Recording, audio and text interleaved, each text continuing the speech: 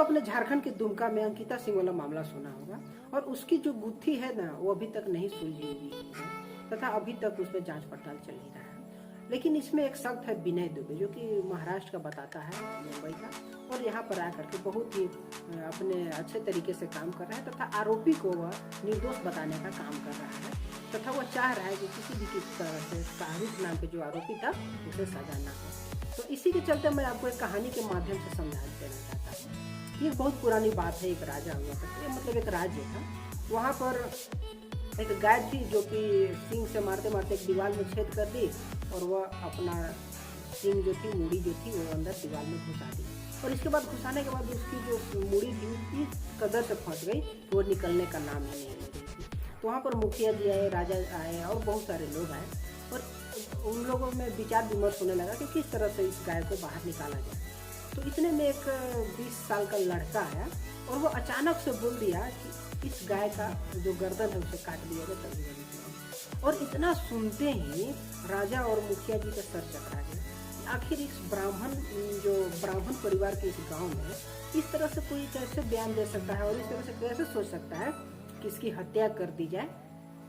लेकिन जब इसकी जांच पड़ताल होने लगी, जब तब पता चला कि वो लड़का जो था ना वो किसी ब्राह्मण का बेटा ही था, लेकिन उसके घर में एक मुस्लिम व्यक्ति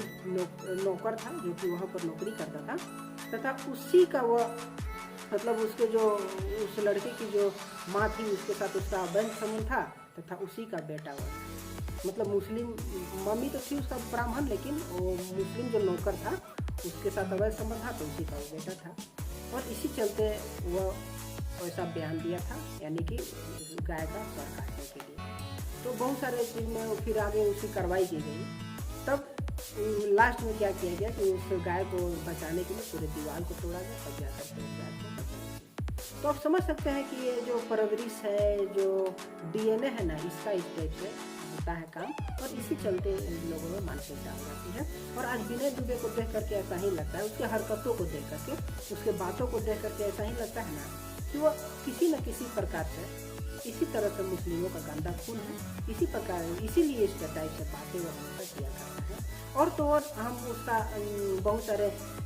फोटो देखते हैं, बहुत सारे जगहों पर देखते हैं कि वो अधिकांशतः मस्जिदों मज़ारों में जाकर के फोटो शूट करवाता है और अपना DP और अपना फोटो वगैरह डालते रहता है। भले आप उसे देख करके यह सोचेंगे कि वह एक ब्राह्मण परिवार से है, लेकिन आप समझ सकते हैं कि भारत में ना कभी भी जयचंदों की कमी नहीं हुई है और आज भी हमारे देश में जयचंदों की कमी नहीं है और उसी प्रकार से काम करते रहते हैं जो कि दोषी को भी ना निर्दोष बताने का कार्य करते हैं। और आप देखिएगा कि जो शाहरुख का जो वकील भी होगा ना वो भी हिंदू ही होगा और उस लड़की के खिलाफ यानी कि शाहरुख का समर्थन में वह केस लड़ रहा होगा और वो भी पैसों की खाल। और मैं मानता हूँ कि भारत में यदि कोई भी मुस्लिम लड़का हो और हिंदू लड़की हो और उसकी लव स्टोरी चल रही हो ना, तो इसे यदि आप लव जिहाद बोलेंगे ना तो ये गलत नहीं होगा, क्योंकि उन लोगों के द्वारा टारगेटेड तरीके से ना ऐसे काम की जाती है तथा हिंदू लड़कियों को फंसाई जाती है। और यहाँ तक कि सबसे ज़्यादा लव जिहाद का शिकार होती है तो है ब्राह्मण लड़कियाँ। लेकिन इन लोगों को जो जयचंद हैं उन्हें तो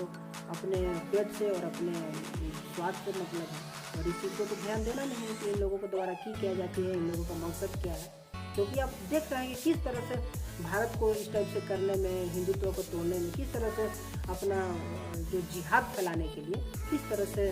अपना उन लोगों का द्वारा एजेंडा चलाई जा रही है और ये लोग सफल भी हो रहे हैं। अब आप सोचिए कि कितनी शर्म की बात है कि जिस लड़की को इस तरह से मार दिया गया और आज उसे मरने के बावजूद भी उसे गलती ठहराने का प्रयास किया जा रहा है, उसे दोषी ठहराने का प्रयास किया जा रहा है। और इसमें जो शामिल हैं अच्छे अच्छे लोग हैं जो कि ब्राह्मण परिवार से आते हैं, जो हिंदू परिवार कहलाते हैं, वो लोग उन्हें दोषी ठहराने में लगे हुए हैं तथा उस जिहादी की जिसका कि आतंक का कनेक्शन भी लगा बाहर से और फिर भी उसे निर्दोष बताने का प्रयास किया जा रहा है। तथा भी मैं देख रहा हूँ कि जितने भी संघ के लोग थे जो कि अंकिता के समर्थन में आए थे तथा दोषी को कार्रवाई करने के लिए मांग कर रहे थे, वे लोग भी शांत हैं, क्योंकि वे लोग चाहते थे कि हम कानूनी तरीके से सरकार के द्वारा इसे नुकसान को मतलब नुकसान क्या उसे सजा दिलाई जाए। लेकिन वो तो होने से रहा, क्योंकि सरकार ऐसा तो करेगी नहीं। क्योंकि झारखंड में जो स्थिति है ना, भले ही आज झारखंड में एक आदिवासी मुख्यमंत्री है, लेकिन यह मुख्यमंत्री आदिवासियों की नहीं है और ना ही हिंदुओं की है, बल्कि यह सरकार मुस्लिमों की है। और आप समझ सकते हैं कि इस तरह से, लेकिन मैं समझता हूँ ना कि यदि शाहरुख को दोषी भी पाया जाएगा ना तो उसे फांसी की सजा कभी नहीं सुनाई जाएगी, क्योंकि यहाँ सरकार मुस्लिमों की है और ऐसे भी यह देश भारत है और भारत में बलात्कारियों को और इस प्रकार से जिहादियों को ना फांसी नहीं दी जाती है, बल्कि बदले में उसे 3 साल जेल में रह करके ऑटो रिक्शा दी जाती है, सिलाई मशीन दी जाती है, साथ में 1.5 लाख रुपया दी जाती है,